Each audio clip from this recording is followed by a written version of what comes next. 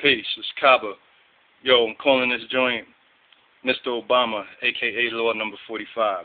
Now, I'm keeping in mind, I don't have a crystal ball, but I pay attention to my history, man.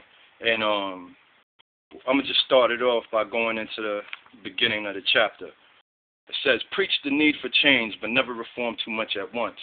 Now, we know Mr. Obama's theme is time for change, change, change. He's throwing up the fist, change, change. Well, the thing about it is the facts of everything that we go through. We all know that, yeah, change is needed, but it's going to be a thorough change, like thorough, clean out the whole house, because we pretty much know, people that pay attention, the whole thing is corrupt. But see, what they tend to do to the masses, being that the masses don't read, being that the masses don't really pay attention the way they need to, they throw a figure, a lot of times a puppet out there, and they set them up for a higher level of destruction. Now, we're going to go into the keys of power. The thing about this book is probably all of your so-called politicians' favorite scripture. They probably sleep with this joint underneath their bed, because when you go through this book, you find out some of the most conniving things that you was probably misled about in your history classes. But anyway, we're going to go to keys to power. It says, human psychology contains many dualities, one of them being that even while people understand the need for change, knowing how important it is for institutions and individuals to be occasionally renewed, they are also irritated and upset by changes that affect them personally. They know that change is necessary and that the novelty provides them relief from boredom. But deep inside, they cling to the past. Change in the abstract or superficial change they desire, but a change that upsets core habits and routine is deeply disturbing to them. Now, when you think about it, you're like, who's them? Well, them who you can look at this, in Mr. Obama's case, is the Republicans. He's speaking on things that sound very, beautiful to people on the oppressed end, but in reality, cannot be achieved unless you clean out the whole system. That's the fact of it.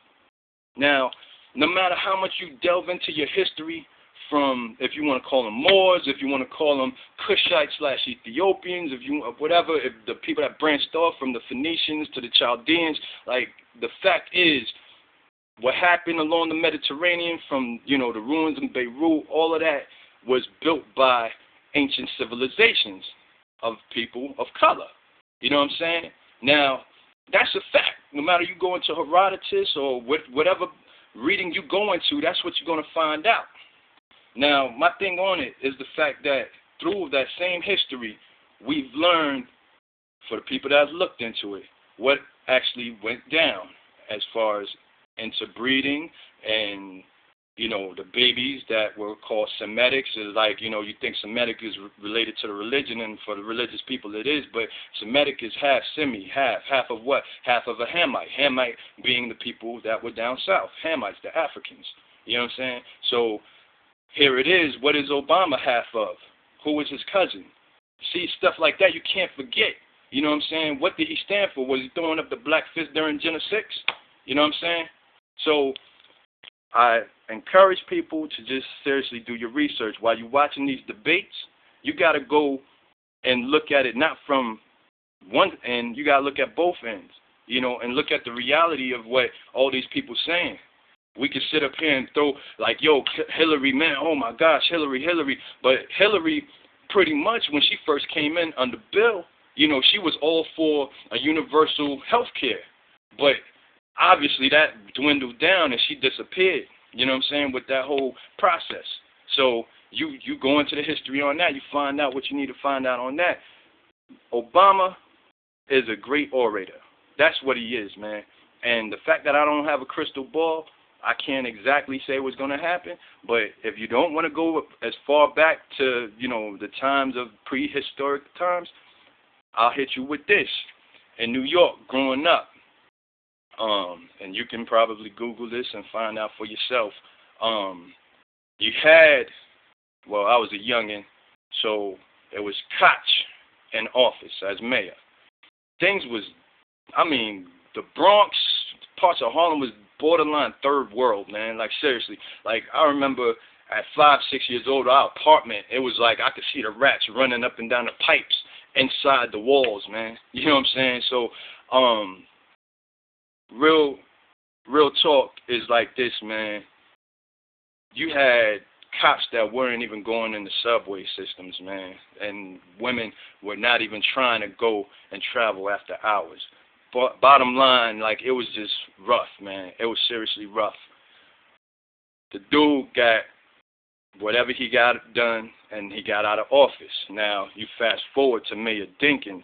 Mayor Dinkins comes in at a time, they throwing him up in the faces. Mind you, I was like junior high around that time, so as far as what I'm remembering some barbershop talk and, you know, hearing a lot of the elders speak. You know, I was always around a lot of elders coming up, so it kind of opened up another dimension to my thought. Anyway, they got on with Dinkins. Dinkins was a faceplate, but Dinkins really wasn't like a politician like that.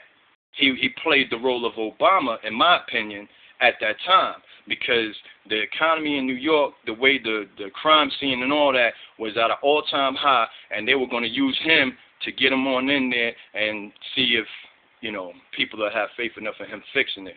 Well, here it is, the quote-unquote first black mayor of New York ended up being slandered for not fixing stuff like Giuliani did. And all Giuliani did, in my opinion, was take that same budget and he used more for the police force. He had a higher plan as far as like more backing from different people that I ain't gonna get into. You do the knowledge on it yourself and then see what happened in New York, especially in New York. See what happened after that, and you place your judgment from there. All I'm gonna say is, like, look at how it parallels into what we're going through now with Mr. Law Number 45, man. All throughout history, what do they do, man? Like now, they don't have no excuse because we are seriously the majority. So they throw a puppet out there, and he's kicking the stuff that you want to hear, but nobody's really delving into the reality of what he's speaking. It can't be accomplished unless the whole system is flushed out and redone. It just can't.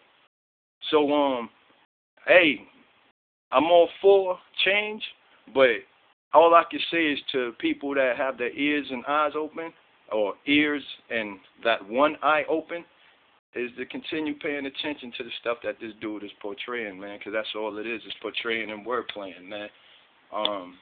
That's just what it is, man. If I shattered anybody's feelings on this, it is what it is, but if you don't, I'm not asking you to believe me.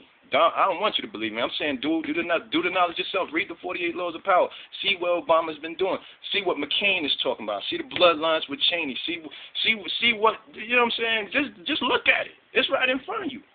So as far as I'm concerned, the whole democracy stuff, man, is a different way of communism, man. They put two people up there, and you got to choose the devil or Shaitan. You know what I'm saying? That's just what it is, man. Peace and blessings. I hope this was insightful for people that are having an open eye and ears to this. And definitely, you know what I'm saying, it's about time for that. Time for that that real thinking to finally open up, man, and stop falling for this symbolism on TV, man. All right, man. Peace.